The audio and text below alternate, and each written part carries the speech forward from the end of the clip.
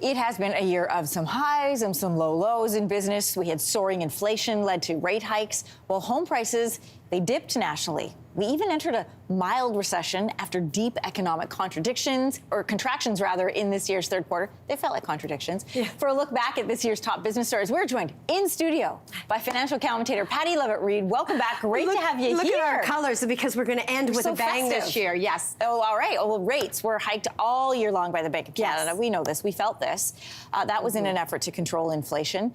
First of all, I wanted to play this. This is Bank of Canada Governor Tiff Macklem. Right. Underlying inflation's been running around 3.5% for some time. There's a little evidence it ticked down yesterday, but look, 1 month is not a trend. We need to see, a number of months to see clear evidence that we're on a path to 2% inflation. When we see... And a reminder to everybody, there were 5 hikes in 2023. Rates are sitting right now at 5%. Most people know that number. And while this time last year, they were at 4.25%. So what was the effect of all of those hikes? Is it having the effect on inflation that we wanted it to? It is starting to work. If you think about where inflation was this time last year, I believe it was 6.9%. It stands at 3.1% now. It's been fairly steady, so it hasn't dropped entirely, but the Bank of Canada is still committed to 2%. And Tiff Macklem has made it very clear, if he has to raise rates again, he will. But we're going to go steady as she goes right now. So let's see where it goes.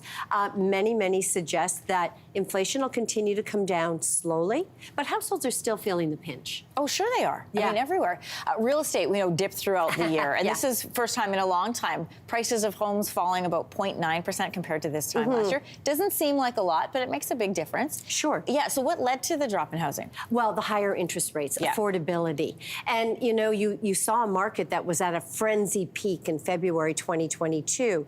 And then when you look at sales since then, depending on where you are in the country, they dropped 30 to 40%. And how's this sat longer? And they are. Like, we always look at how long does it actually take to turn over a home? Yeah. And that's gone up. And so I think what's going to happen now, and according to Royal LePage, they think by the end of 2024, prices will be back to pre-pandemic levels, maybe up about 5.5%.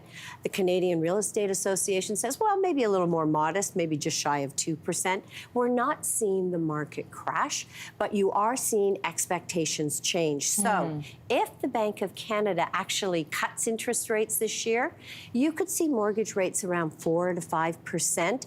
People keep saying, I want them to go back to that pandemic level. It's not going to happen. So there's an adjustment period going on. Yeah, people are going to have to adjust their expectations. Yeah, and so all are around. Sellers. Yeah, that is true. Yeah, in terms of price expectations. Inflation, something that affected everybody this year. We started the year at 6.3%, as you mentioned. We're sitting right now at 3.1%. But this made the cost of living shoot up everywhere. People felt it in all areas of their budget. How did inflation affect the economy? Well, to your point, I don't think we've had a deep dive into a recession. We've definitely seen the economy pull back. We've watched sort of stagnated growth. If you look at households, they've proven to be very resilient. We are starting to see delinquencies go higher. This is when you can't make a payment for 90 days or more. And we held fairly steady throughout the year. So this is just starting to tick higher now.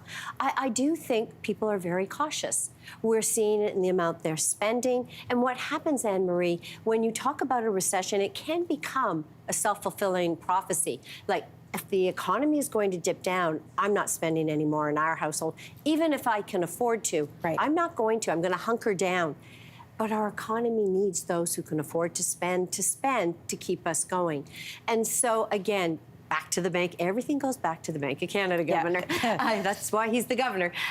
He has said the first 6 months of the year is going to be rocky. Where they go in rates... What does rocky mean, Pattie? If I'm at home, what does that mean? Yeah, it means that we could see a recession happen. We'll be watching consumer spending.